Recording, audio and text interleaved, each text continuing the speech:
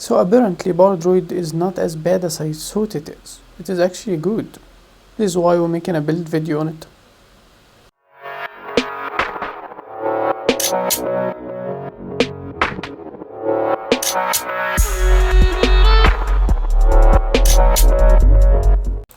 Hello guys and welcome to our channel. This is WvW and today's video we'll be talking about Power Druid build, my own build. I've been working on this thing for almost a week now, testing a lot of stuff, and it took me a lot of time to adapt to Power. I never really play Power at all, and the glassiness of it, a lot of things like the idea you need to ball people's dodges and stump breaks, not actually condition removals, was unfocused for me, so it's not really my strong suit, but the build was still really performing nicely.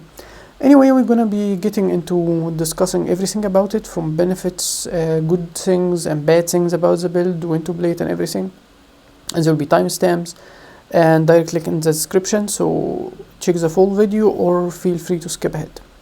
But I want to start by saying I've been seeing my main build a lot, which kinda make me happy. I've seen it in multiple servers, on other people's streams, their enemies and stuff like this. I seen it in even my Druid build for PvP.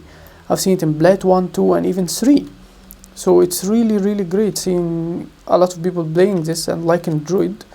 And this is why I'm giving you a new version, which a little bit different and would require different skill sets than what I have. Technically, if you're a comfortable Power player, you would really enjoy this one, at least as a new style.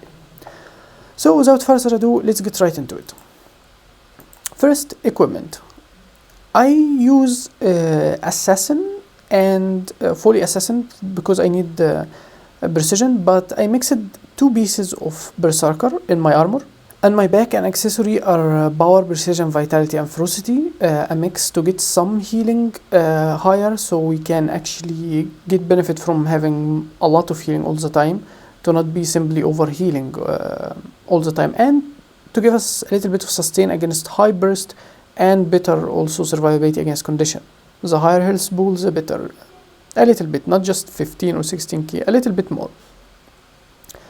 My amulet is Berserker and my rings are Cavalier. I needed this bit of toughness. I don't and I'm not used to going full glass. It can melt so easy and I don't like this. And it's gonna be explained in the build why sometimes we need to take damage and stuff like this when we get to it. Now for my weapons are both Berserker. So weapons are Berserker, 2 pieces in the armor are Berserker, rings are Cavalier, Berserker, and those are a mix, and the other Assassin, the other pieces. Because as you see, critical chance is not our strongest suit. We need as much as possible from every state, to be honest. If you feel comfortable going full Zerk, fine. I would recommend also Diviner, because we have low duration a little bit on Fury and we need it a lot, and can help with our quickness, especially that we copy boons from ourselves and to our bit, so it can really increase all boon sources, and it will even help with the stability from Celestia Avatar to push it a little bit faster to be effective. So you can go mostly Diviner. I would suggest you at least leave 3 pieces here so you don't overcap your swiftness. But you can go even Diviner. You don't have to follow this. It depends how glassy you can feel you can play, further how much damage and stuff like this. Now for the rune. I started with Rune of the Back on a set with some Diviner, this one, which was exactly my Soul Beast PvE build, gear, sorry. I took it and just called it a day. And it was good. It has better damage in general. It feels strong. Rune of the Back give you the highest states possible, power and precision. And some boons too, and boon duration, so it was strong. And it bumped me through power too, unlike the sigil of the Rune of Speed, would give you only vitality and swiftness duration.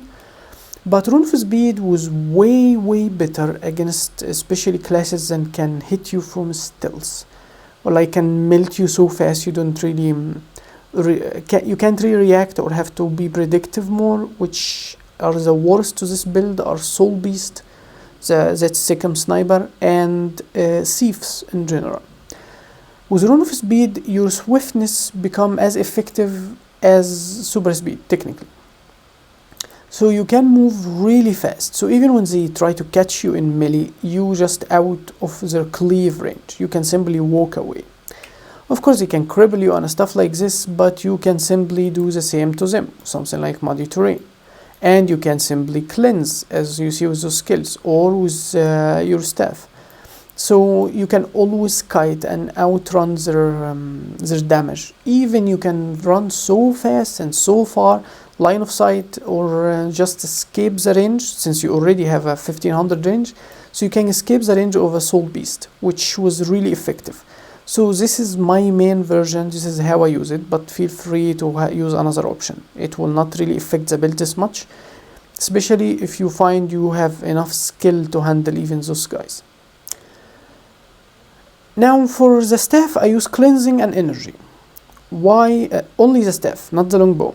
Because staff is our kiting weapon, and also it is a way to do damage even through projectile barrier and stuff like this, to just melt people down a little bit by a little bit, grinding them down.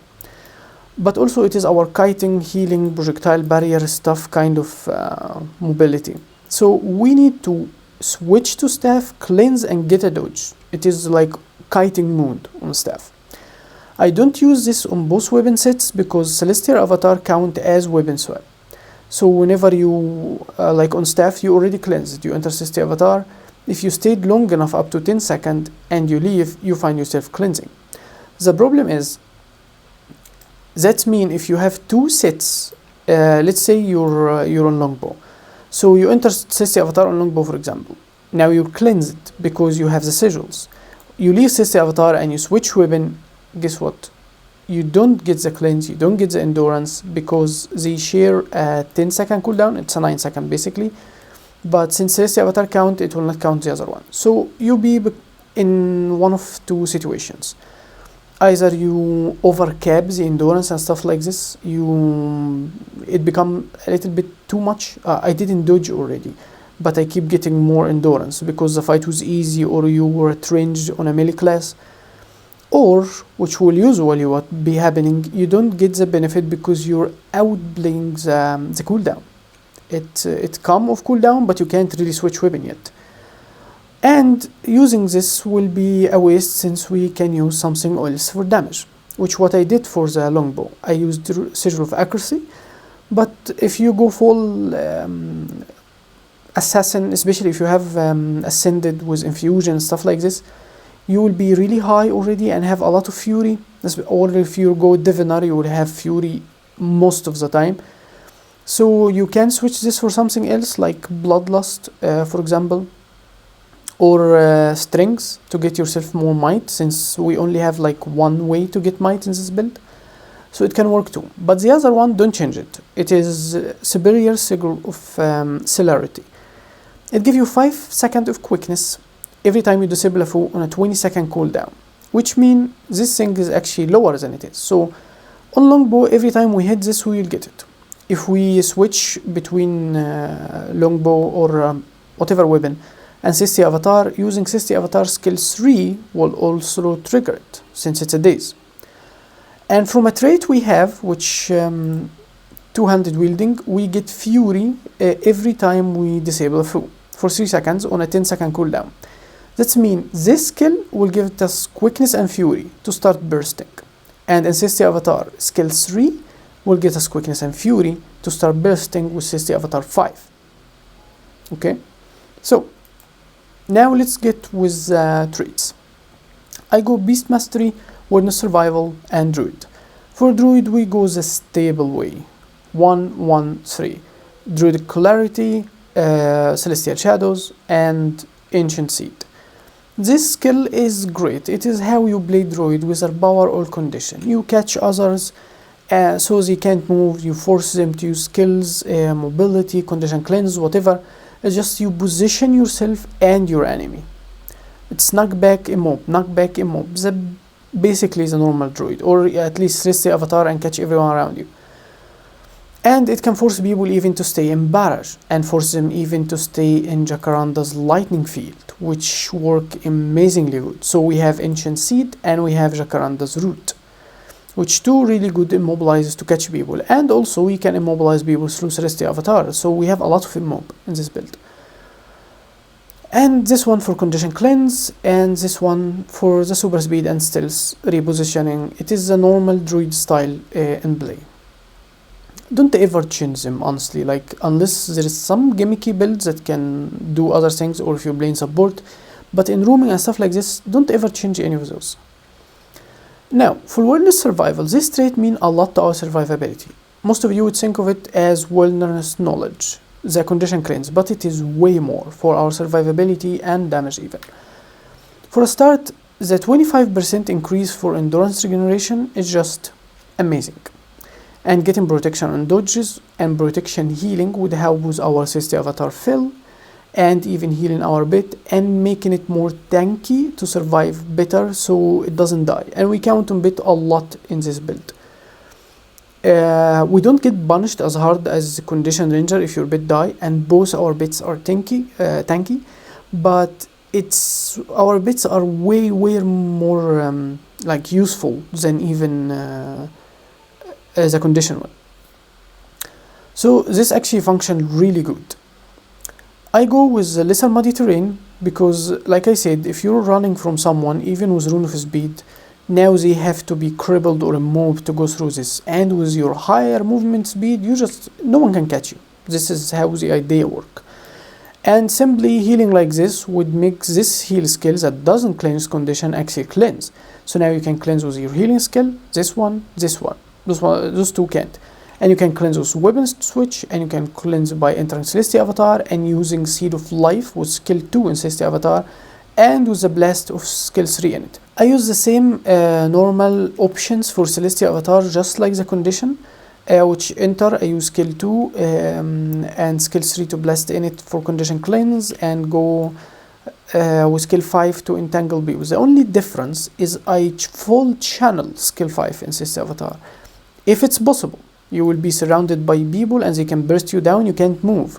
So don't simply just insist on using either barrage or skill 5 in Celestial Avatar if you already need to get out. But that's the only difference, because it do a lot of damage, especially in the last balls, which is power damage that doesn't work with Condition Ranger. So rarely I would ever do that with Condition Ranger, and that's the only difference in using Celestial Avatar. If you wanna get to the details on how I use it, when I do this, where I do that, I will be linking my CA guide, Celestial Avatar guide video, so you can check that out. So that's why we said this skill is really amazing for a Condition Cleanse. Don't feel tempted to take this one. It's not worth it. Most of the time you will not be taking damage and you will simply overheal it and stuff like this. The Condition Cleanse, the slow, even forcing people, if they got stun you and you standing in it, all their action becomes slower. So you some way can take even less damage, especially fighting within a camp and stuff like this. This is the only option for us. It is also good because we can apply slow, cripple, immobilize, we can apply now poison, and entangle can apply immobilize and bleed, and we can apply vulnerability, and all these things combined make it harder to get out of the mob. So it's not a single Condition Cleanse will just save your life. No, you would have to cleanse a lot, and it is technically the only possible option. And Wilderness Knowledge is our source of fury, our main source at least of fury, for better odds in bursting people down, and also Condition Cleanse, and help us get those two skills faster. As you see, we run 3 stun break, but we're gonna get to the skills after that rate. And for Beast Mastery, you can't change any of the traits, okay? In this build, you can't go something like Marksmanship. Believe me, I tried it. It was embarrassing loses. So Beast Mastery, what does this trait do for us? It do a lot of things. First, we use 2 tanky bits, which is different from Condition usually, because we use Jacaranda and Ragazal, and this traits. So what does Beast Mastery do for us? It's increase the traits of our bits, which already 2 tanky bits, by 150, It's increased their frosty by 300 and movement speed by 30%, and lowers the cooldown to their skill by 20%. So even everything go faster, even CC, even entangle, like the immobilize here, everything. And even lowers the cooldown of bit swipe. It is 15 seconds if not dead, and 45 seconds if dead. Remember when I said we don't get as punished as conditional ranger? This is why.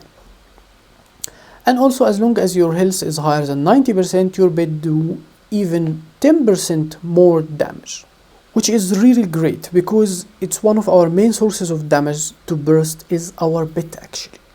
It is like the old Druid Dueler kind of a style that everyone used to hit, counted only on bit, but this one doesn't count only on bit. You are strong too. So what do we take? We take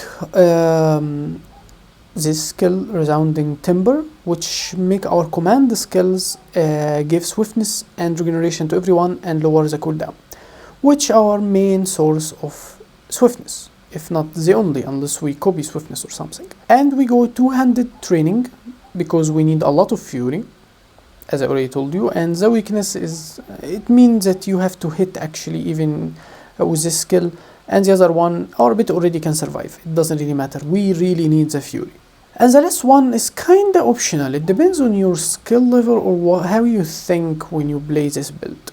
You can go with this one. It is great. It's simply switch bit, cleanse condition on a 12-second cooldown, which basically 15, because this is how the cooldown of bit swipe work. So every 15 seconds you get fury, quickness, super speed, and a condition cleanse. Or you go this, which I do that. I used to go this for a start, but I changed it for that, and it can help a lot against soul beasts, thieves, especially those two classes making a problem for this build. And it is great against everyone else, especially in outnumbered. If you switch bit and your bit just next to you, it will taunt everyone around you. It will spare you a lot of damage. It will make them have to stun break and stuff like this. It is perfect. Now, let's discuss our skills. I go for this one because of the boon copy. I need to copy the boons from my bit for many reasons. First, it is a source for swiftness and regeneration, so don't think of going troll ingot. It's not worth it. Yes, it will get you the fury and cleanse condition for you, and even how with the street, because this one count on it as a heal for on every second, and it will trigger this to 8 stacks. But or even probably the max stack, I guess. But the problem is we need the swiftness and regeneration, and we need to copy from our bit. If we use strength of the back, let me show you. I will use strength of the back, and I will trigger something like barrage, okay? Now when I heal, all this might I give to my bit I took. I copied the quickness, I copied the regeneration, the fury, everything. So I can stack 25 might incredibly easy this way. Because the bit hits grant you might, and your hit grants a bit might, not to yourself. But when you use this skill, you both get the might. And it is a really strong heal. The healing over time can be punishing, especially if you're so glassy. It's like people hit you for 4k, you healed and now you're about 2k or something and you die. You didn't even have time to heal. Of course, when you have a healing over time like Troll Ingot, you shouldn't let your health go this down anyway. But like I said, stay with this. You need a lot of swiftness. It doesn't matter how high the duration. You need multiple sources because of corrupting and boon ripping too. And we have a lot of condition cleanse, so Troll Ingot doesn't mean as much, honestly, and the Fury will be copied, so this one is the best. For the other skills, also you can't change lightning reflexes. It's an extra dodge, it's high vigor uptime, and it's give you fury and get you out from mobilize. It's a stun break on a 24 cooldown, 24 seconds, and it is a condition cleanse. This skill is almost mandatory in all ranger build competitive. I mean, some people can play without it, but not us. It's not worth it. And the other one is a main source of damage, condition cleanse, stun break. It just loaded. So those two skills are perfect. And the last one is strength of the back. Some of you might be tempted to take entangle, but we have a lot of immobilize already, and the stability is absolutely needed with this build.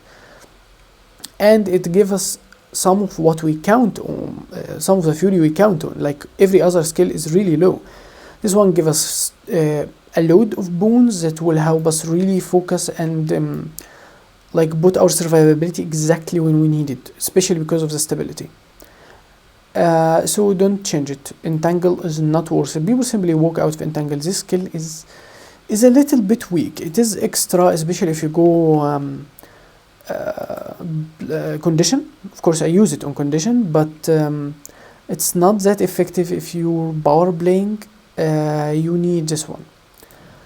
This skill is optional. Even I change it sometime, but for the most I use protect me.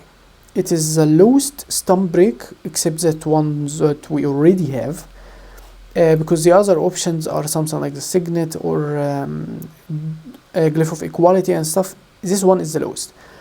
And also it grants us protection for 4 seconds, which means protection trigger the heal over second from this trait. So whenever we use it, it triggers the heal for us. So it's not only protection to tank a little bit, it is even extra healing, regeneration, swiftness, protection, and heal from protection. And give us barrier, so it is kind of a save me kind of button. Of course the barrier is low, and that's why in Zergs I could use Signet of Stone, and I do that sometimes. Signet of Stone and stability, and you can fully cleanse with this avatar. The survivability or the ability to get away from a fight that you almost died in a Zerg is way higher than the condition ranger if you go with this setup. I could also go, if you want, go Glyph of Equality, because it is a daze and just like it's a stun break and an extra CC, which make it incredibly effective. But like I said, for most times I would like to go protect me. I have really good plays with it, but it's up to you. Now for better options, let me explain something. So a lot of people would tell you to go smoke scale, and I don't think smoke scale is bad. But for this build, especially if you don't have ascended gear and stuff, your damage is generally a little bit low. And smoke scale, look at it. It technically doesn't have damage. If anyone tell you smoke scale do a lot of damage, the smoke scale doesn't do damage. Yeah, like it is really bad. Even with Beast Mastery, its damage is technically low. Look at how much damage it does. Nothing. Absolutely nothing. Like 600 and so, what's that? It is one of the weakest bits for damage ever. This thing got nerfed way too much. It is still great for what it's offers. There is no other bit can do, but we want damage more and CC, and this bit lack both. Let me tell you why. The only CC this thing has is takedown. It's on 16-second cooldown because of Beast Mastery. It's 1 second knockdown, and it always follow smoke assault. So it doesn't give us the CC the exact moment we need it. Here, let me do it again. We have the taunt, so it is an extra if we use this skill, and we can blast in the smoke field for stealth. But this is about it. Now we can control a CC through the taunt, but it's not a CC that can trigger Ancient Seed, which is another problem.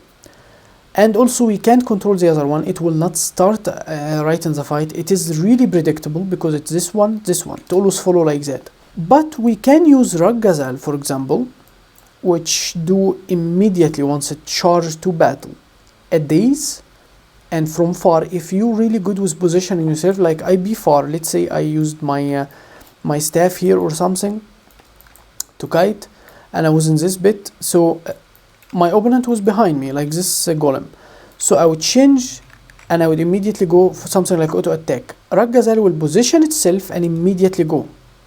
So if you're even close, which usually will be happening a little bit close, it will turn and immediately go through him. So you want your opponent to be in line with you.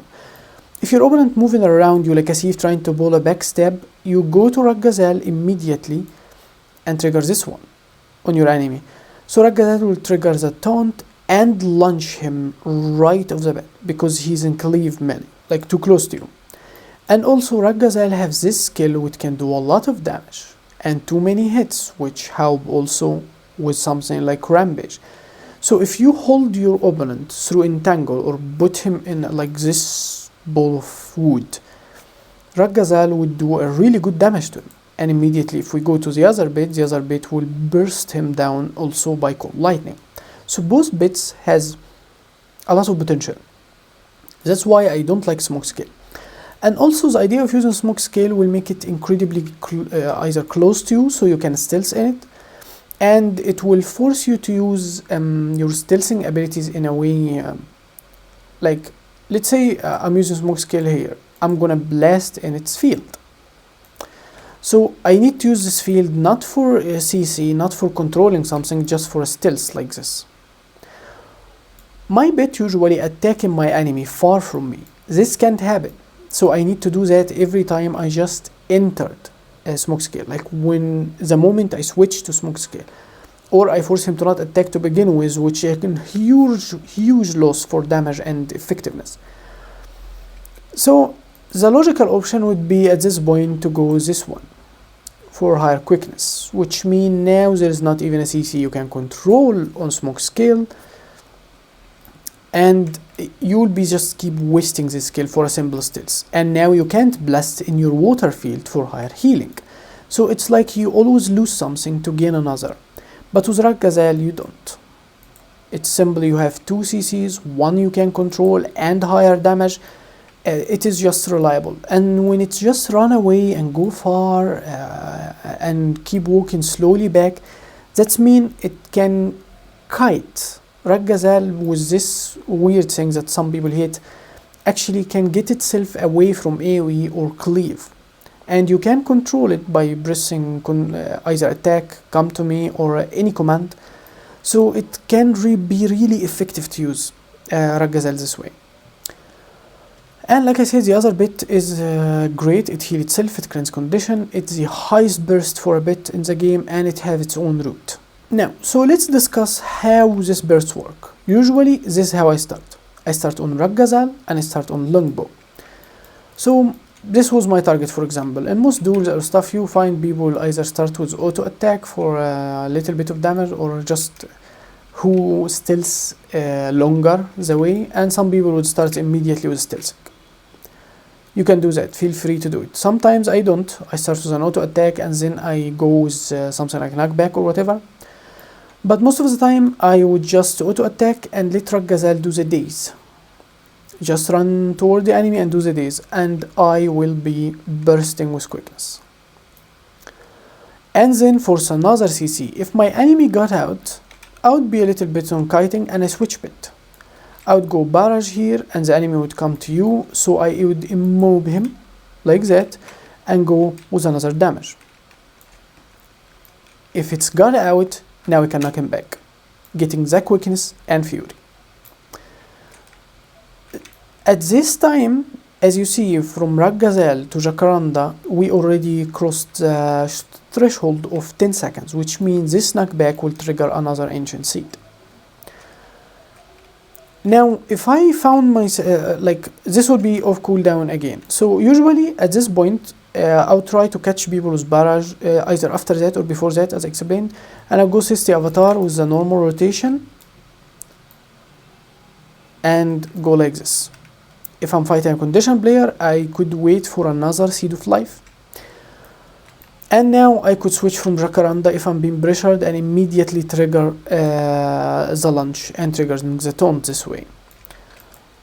And I can go with another barrage, and then I switch to cleanse condition, dodge and get out. If it's projectile, I start surviving. It's just going through the motion. When I see a good opening enough, like I'm catching someone in a way that I can actually kill them, I would try usually to not be on Ragazal, but it is okay if you're on it, but you be on Jacaranda. You trigger the elite skill, you go with this one, you trigger the immob, and now you heal. You get extra quickness and 25 stacks of might and go again. If he got out toward you, knock him back again inside the barrage and lightning. You can switch bit, and you can even switch weapon to start pressuring with your staff, and you can even go in with Sisti Avatar or from far, triggering the daze and another ancient seed if it's already off cooldown. And this is how usually it works. If you're among people or like trying to see them everyone or something, I'm not already in a taunt trait, I'm this one actually. But let's say you're surrounded by a lot of people and you enter Sisti Avatar, so you would trigger the normal burst, this one. I could use this to tank for more damage, to be able to cast all my skill 5 in Sisti Avatar as you see, and then I get out. And if I was stayed there long enough or kited like I was revealed and stuff, when I switch from Sisti Avatar to the weapon set, it's either longbow, so I can, even if I had condition and stuff, go to staff, or it is staff, and if the time long enough it will already trigger cleansing and energy scissor. So let's compare this build with something like our condition build. The benefits of this one, it is power build, and power have few ways to fight against. It is like there is no way you can simply be tanky and unkillable against power in general. This build have a little bit low damage, so it is possible. But in generally in power, no, you can at least grind people to this. And that's a good benefit. You don't have those tanky cannot be killed by condition styles. Even if some people cannot be killed by power, like they can heal too much and get 100% uptime protection and stuff like this, which we can't remove since we don't have bone removal or anything. It is still really effective against them, and those builds are not as much as condition bunkers, the people that can tank against condition actually. Like few builds that can come to mind, like warrior one, which basically would tank against both probably. Even soul beasts are stronger than this build. Of course, they have way higher damage, they have almost the same survivability. They have Zodiac stance, which can, and protection uptime, which can make them like really tanky against power without even investing anything in survivability. They have even blogs. You could have something like Unflinching Fortitude or Defy Bane, but you can still actually kill them. It depends on the skill most of the time. This is one thing. It is a power damage, which can be really beneficial. Also, you're using a longbow, so you have 1500 range with insane stuff like barrage and whatever, which can be enjoyable even in group fights and zerging. You have stability, which not much of when you play condition, and you fill your Sisti Avatar so fast. Regeneration uptime is almost permanent. Your heal is really good, even though I don't use healing power, but you just keep pushing up a little bit by a little bit.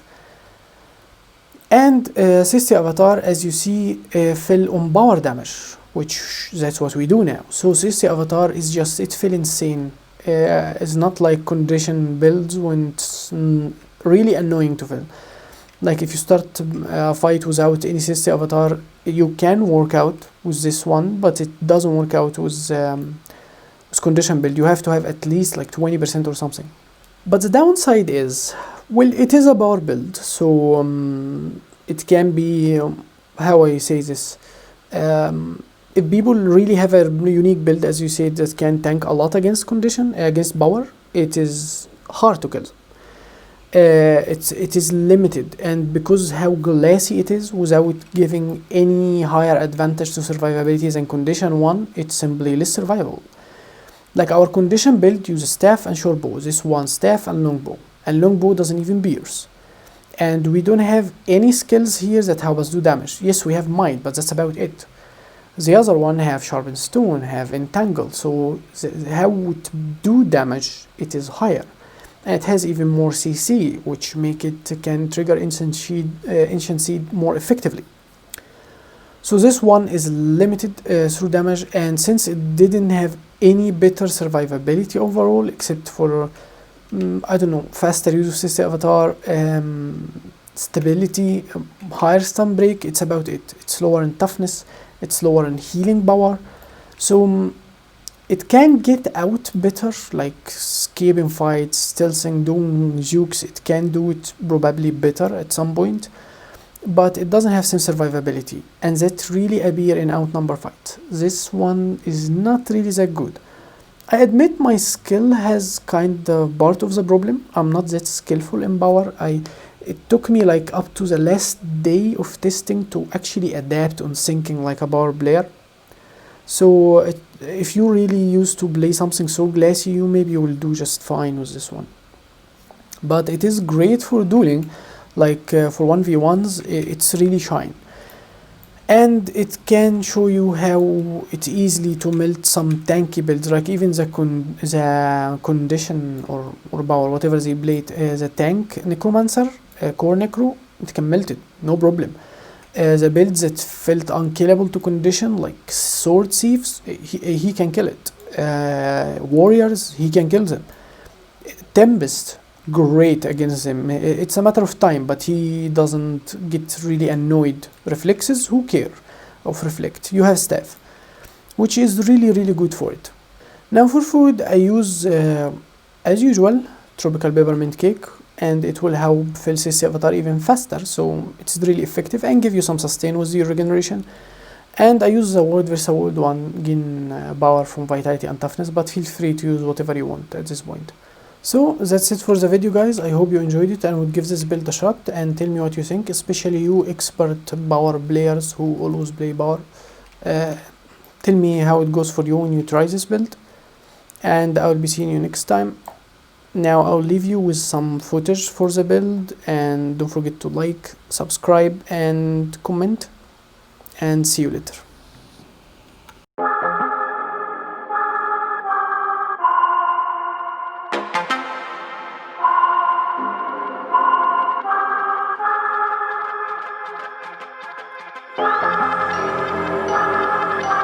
I'm not gonna lie to you kids, it's a f***ing jungle out there. Keep your head on tight, unknown brain and mind me, baby, let's do it. Y'all see me flying, never drop down, smoking high, I am not round, I'm not round, no denying what I got now, keep an eye out, keep it locked down, see me flying, never drop down, smoking high, I am not round, I'm not round, no denying what I got now, keep an eye out, keep it locked down, you're too strong, wanna battle with the beast, bring a few on, the commander and the chief for my crew on, bullets rattling and whistle at your toque, never sleep, eyes open, hands clutching on my loop, this a war zone, this a war zone, yo, this a motherfucking war zone.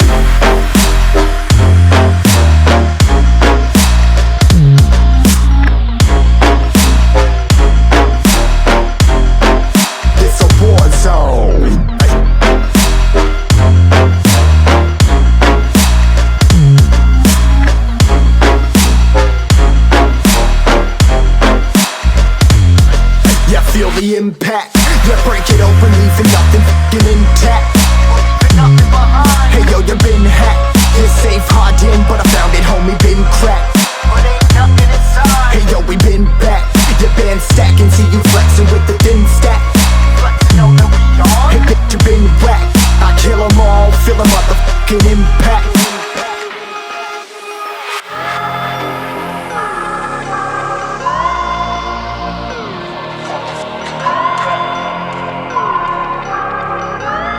Yo, this a war zone, homie, say you ready and prepared. Take a minute, make them aware. Well, I be sneaking in the back, but it's what the clap, homie, life ain't fair. Caught me crawling through the mud, where the vision saw it clearly. Born a shepherd to these sheep, make them fear me. This a war zone, trashed out, trap house, nothing.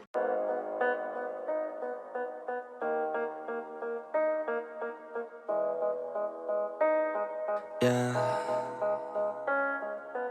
They say life will bring discomfort, and I discovered we all just suffer, cause no one feels that bad. And it comes from one another, we hurt each other just like a lover, and don't think twice about that. Yeah, and I feel like something's bad, but hell, I'm used to that. I always turn my back, yeah. And I wanna feel something, but all I feel is pain. I wanna make a to change bad. You either pick yourself up or you let yourself down. Life will always be tough, so who the fuck are you now? Will you make it alone, or do you need someone else? I don't need anyone, I'll do it all by myself.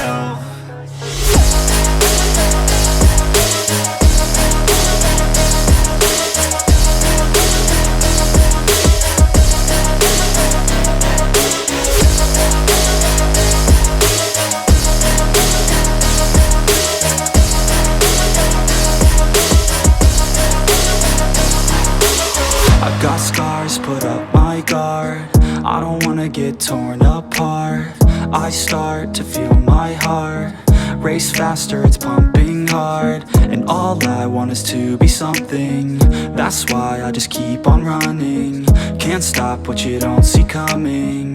Yeah, and you know I'm coming. How can I trust you if you don't trust me? I do what I do, 'cause it is just me.